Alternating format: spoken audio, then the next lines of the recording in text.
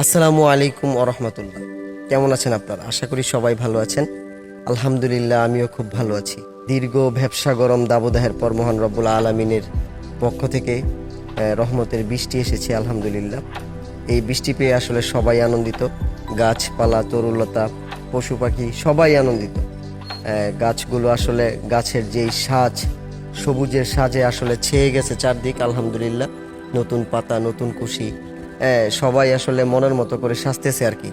তো আলহামদুলিল্লাহ, আজকে আপনাদেরকে যেই বিষয়টি নিয়ে আলোচনা করব, যেই জিনিসটা দেখাবো, সেটা হচ্ছে আফরা এগ্রো ফার্মের মরিচের প্রজেক্ট। তো চলুন আফরা এগ্রো ফার্মের মরিচের প্রজেক্টটি দেখে আসি। তো সম্মানিত দর্শক, এই দেখুন আফরা এগ্রো ফার্মের মরিচের প্রজেক্ট। আমরা এইখানে যেই ভ্যারাইটিটি রোপণ করেছি সেটি হচ্ছে এগ্রো ওয়ান কোম্পানির নাগা ফায়ার মরিচ। আসলে নাগা ফায়ার মরিচের বিশেষ কিছু গুণাবলী রয়েছে। এগ্রো ওয়ান শিটের আরও মরিচের শিট রয়েছে, আরও ভ্যারাইটি রয়েছে, তার মধ্যে নাগা ফায়ার, ধূমকেতু। তো এই নাগা ফায়ার যেই মরিচটি আছে, নাগা ফায়ার মরিচের আসলে একটা বিশেষত্ব হলো এটা সবসময় হয়, যে কোনো সিজনে, শীত, গ্রীষ্ম, বর্ষা, সব সিজনেই আসলে এই মরিচটি রোপণ করা যায়। তো আমরা যেহেতু আসলে আধুনিক পদ্ধতিতে, মালচিং পদ্ধতিতে চাষাবাদ করে থাকি, তো সেজন্যে মালচিং পদ্ধতিতে এই মরিচটি বা যে কোনো সবজিই রোপণ করা আসলে সহজ। এতে ফলন ভালো পাওয়া যায় আল্লাহ তাআলার অশেষ মেহেরবানি, রহমত থাকলে। তো সে অবস্থায় আমরা যখন এই মরিচের চারাগুলো মূলত রোপণ করেছিলাম আজ থেকে মোটামুটি 12-13 দিন আগে, আমরা এগ্রো ওয়ান থেকে মূলত সরাসরি চারাগুলো নিয়ে এসেছিলাম কুরিয়ারের মাধ্যমে, বাসের মাধ্যমে। তো চারাগুলো লাগানোর পর আলহামদুলিল্লাহ, তখন তো প্রচণ্ড রোদ ছিল, প্রচণ্ড গরম ছিল, ব্যবসার দাবদাহ ছিল। তো তারপরেও আমরা আসলে চারাগুলো রোপণ করেছিলাম। যখন আপনার রোপণ করেছিলাম তখন এই ছিদ্রগুলোর মধ্যে অল্প একটু পানি দিয়েছিলাম, একদিনই পানি দিয়েছিলাম, তারপর আসলে আর পানি দেওয়ার প্রয়োজন হয়নি। কারণ এই মালচিংয়ের নানান গুণাবলী রয়েছে। এই মালচিং দিয়ে আসলে চাষ করলে যেই মাটির যে আর্দ্রতাটা, এই আর্দ্রতা আসলে মাটি ধরে রাখে, যার কারণে পানি এবং সেচ খুবই কম লাগে। তো আলহামদুলিল্লাহ, এখন বৃষ্টি হওয়ার পর আমাদের গাছগুলো আসলে হাসতে শুরু করেছে। দেখুন প্রত্যেকটা গাছ আলহামদুলিল্লাহ খুব ভালো, সুস্থ এবং সবল আছে। কোনো গাছে আসলে ভাইরাস বা ছত্রাকজনিত কোনো রোগ আক্রমণ করেনি আলহামদুলিল্লাহ।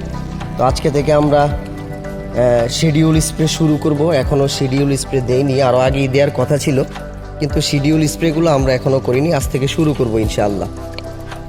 তো এই যে দেখুন আমাদের যেই মরিচের গাছগুলো আছে, প্রত্যেকটি মরিচের গাছ আসলে মাশাআল্লাহ খুব সুন্দর হয়েছে।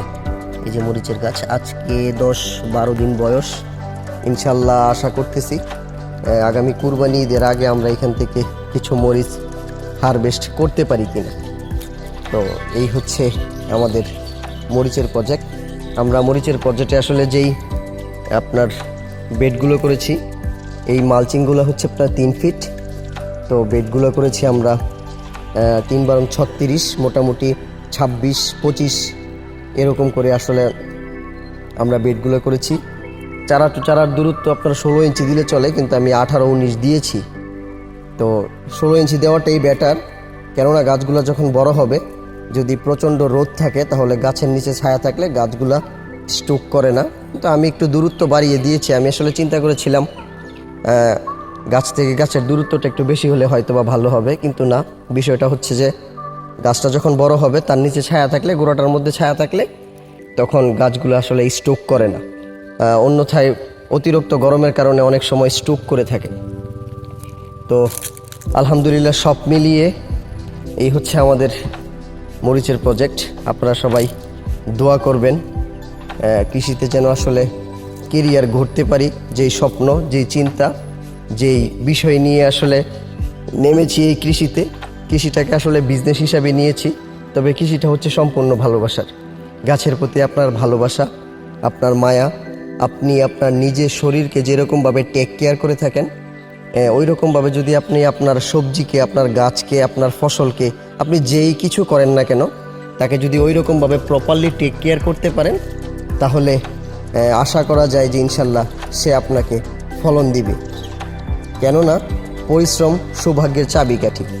তো পরিশ্রম করলে অবশ্যই সেই পরিশ্রমের ফল পাওয়া যায় ইনশাআল্লাহ। তো ইনশাআল্লাহ শুরু করেছি, আপনারাও দোয়া করবেন, দেখতে থাকুন মরিচের নানা খুঁটিনাটি বিষয় এবং আমরা যেই সবজিগুলো আসলে চাষাবাদ করে থাকি সকল সবজির নানা খুঁটিনাটি বিষয় সম্পর্কে আমরা বিভিন্ন সময় আপনাদের সাথে আলোচনা করে থাকি এবং আপনাদের কিছু জানার থাকলে আমরা যতটুকুই জানি আপনাদেরকে জানানোর চেষ্টা করব ইনশাল্লাহ প্রত্যেকটি ভিডিওর মাধ্যমে।